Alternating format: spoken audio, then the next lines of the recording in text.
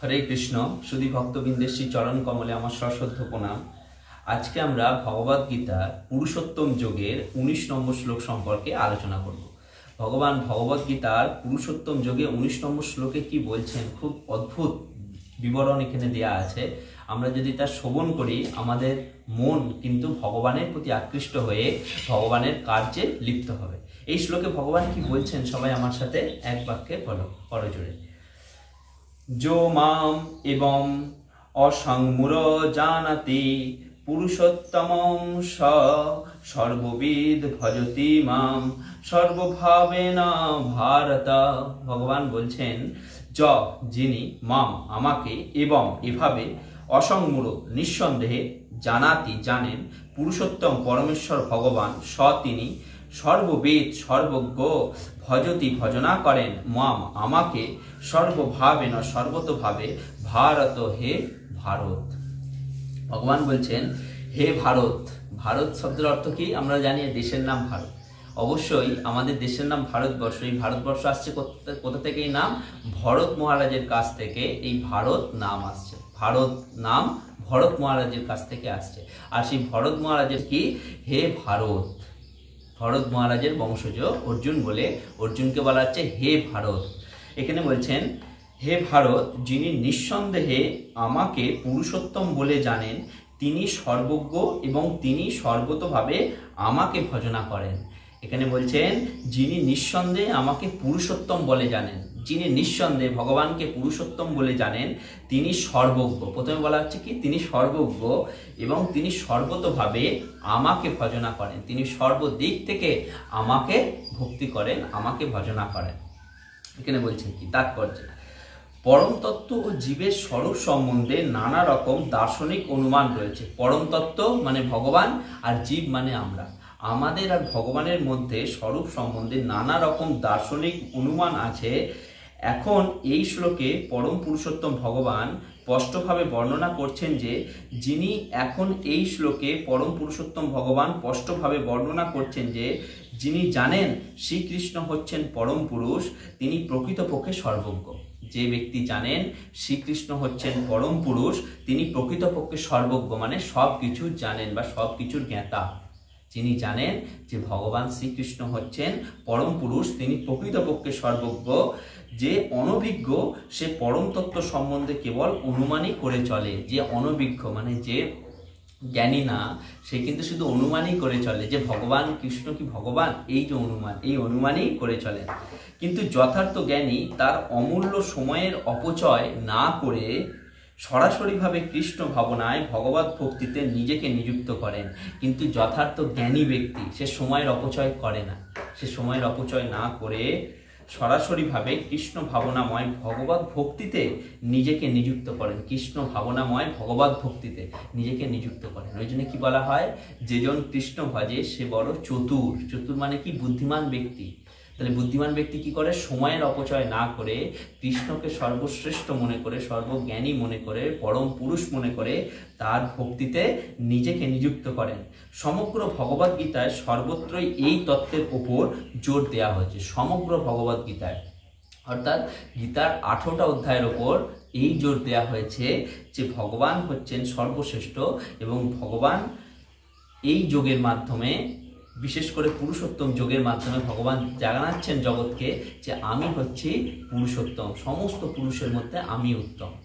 এখানে ওই জন্য বলছেন, সমগ্র ভগবদ গীতায় সর্বত্রই এই তত্ত্বের উপর জোর দেওয়া হয়েছে, কিন্তু তবুও ভগবদ গীতার বহু উদ্যুক্ত হঠকারী ভাষ্যকারেরা মনে করেন যে পরম তত্ত্ব ও জীব এক ও অভিন্ন। অনেকে মনে করেন কি জীব আর ভগবান এক ও অভিন্ন। অভিন্ন মানে কি? এক।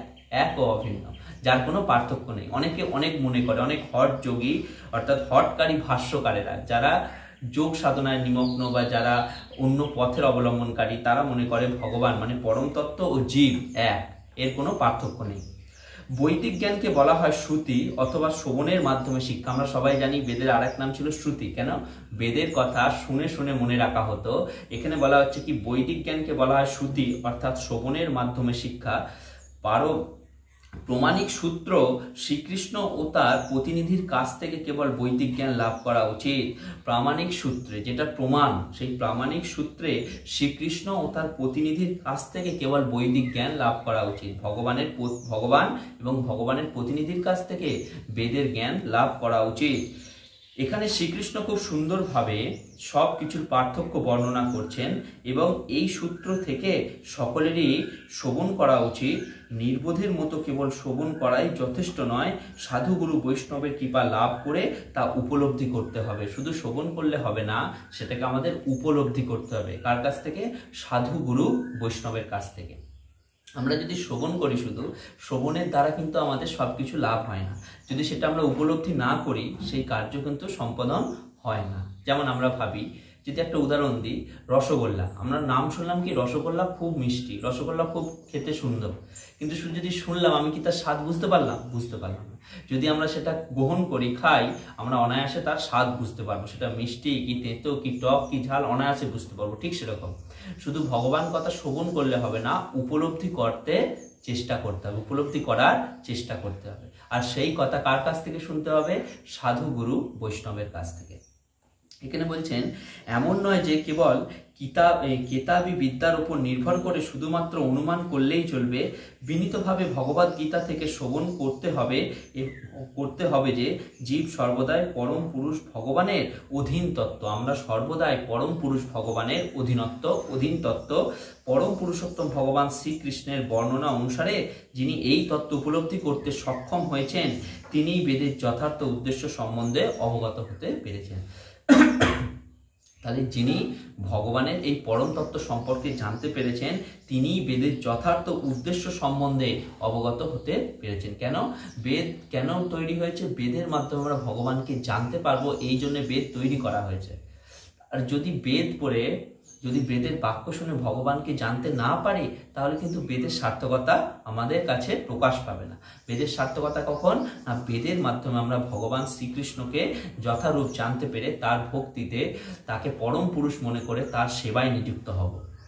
এখানে ওই জন্য বলা হচ্ছে, তিনি বেদের যথার্থ উদ্দেশ্য সম্বন্ধে অবগত হতে পেরেছেন। তাছাড়া আর কেউই বেদের উদ্দেশ্য সম্বন্ধে অবগত নয়। ভজতি শব্দটি অত্যন্ত গুরুত্বপূর্ণ।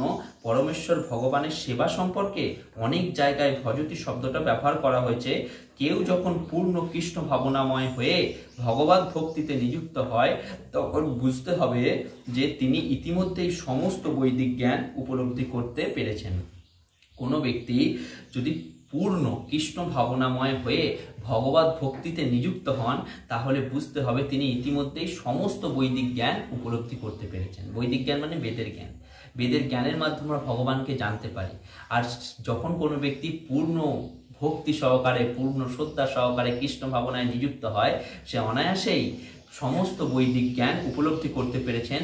বৈষ্ণব পরম্পরায় বলা হয় যে কেউ যখন ভক্তিযোগে ভগবান শ্রীকৃষ্ণের সেবায় নিযুক্ত হন, তখন তাকে পরম তত্ত্ব উপলব্ধি করার জন্য অন্য কোনো আধ্যাত্মিক প্রক্রিয়া অনুশীলন করতে হয় না।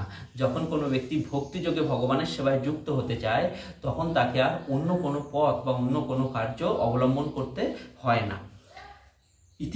তিনি ইতিমধ্যেই সেই স্তরে উপনীত হয়েছেন, কারণ তিনি ভক্তিযোগে ভগবানের সেবায় নিয়োজিত। তার পক্ষে ভগবত তত্ত্ব উপলব্ধির সবকটি প্রারম্ভিক প্রক্রিয়া সমাপ্তি হয়েছে। ভগবত তত্ত্ব উপলব্ধির সবকটি প্রারম্ভিক প্রক্রিয়া সমাপ্ত হয়েছে। আমরা ভগবানের ভক্তিতে এগোতে গেলে একটার পর একটা স্টেপ এগোতে হয়। প্রথমে কি?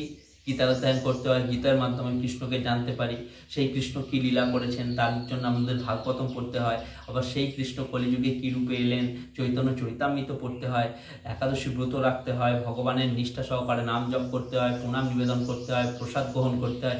এই যে একটার পর একটা ধাপ, এই সব ধাপ আস্তে আস্তে আমাদের কাছে সহজ হয়ে যায় যখন আমরা জানতে পারি কৃষ্ণ ভগবান। এটা জেনে আমরা ভক্তি পথে যুক্ত হয়ে ভগবানের সেবা করি।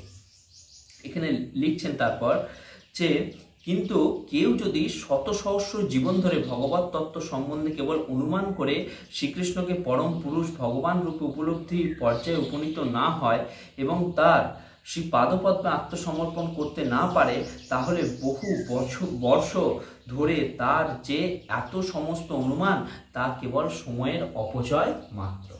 খুব সুন্দর বলছেন।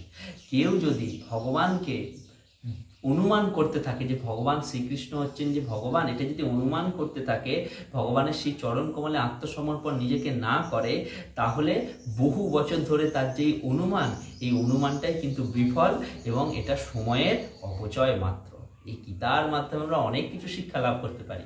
তাই এই শ্লোকে ভগবান আমাদের খুব সুন্দরভাবে বলছেন জীবকে যে হে জীব, যিনি নিঃসন্দেহে আমাকে পরম পুরুষোত্তম ভগবান বলে জানেন, তিনি সর্বজ্ঞ, তিনি সব কিছু জানেন এবং তিনি সর্বতভাবে আমাকেই ভজনা করেন। খুব সুন্দরভাবে ভগবান এখানে বর্ণনা করলেন। তাই সকলকে অসংখ্য ধন্যবাদ ভগবদ্ গীতার পুরুষোত্তম যোগের 19 নম্বর শ্লোক শ্রবণ করার জন্য। সকলকে অসংখ্যভাবে ধন্যবাদ। আমরা পরবর্তী দিন আবার ভগবদ্ গীতার একটি ভিডিও নিয়ে আপনাদের সামনে উপস্থিত হব। সকলে মিলে একবার উচ্চস্বরে ভগবান নাম কীর্তন করব। হরে কৃষ্ণ কৃষ্ণ কৃষ্ণ হরে হরে, হরে রাম রাম রাম হরে হরে।